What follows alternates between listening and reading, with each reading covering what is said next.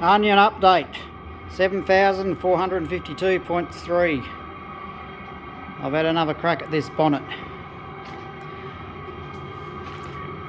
Kind of made a little semi spray booth here with this tent,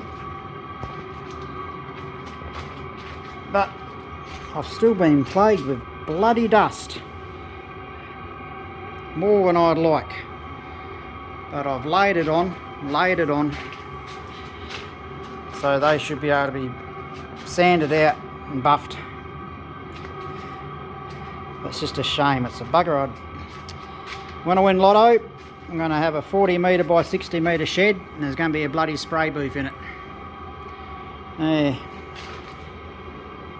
So anyway, see how this turns out and looks in the daylight tomorrow.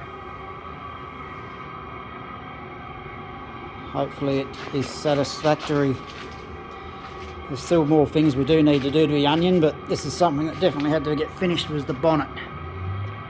So hopefully it is okay and Atric's happy with it. See how we go.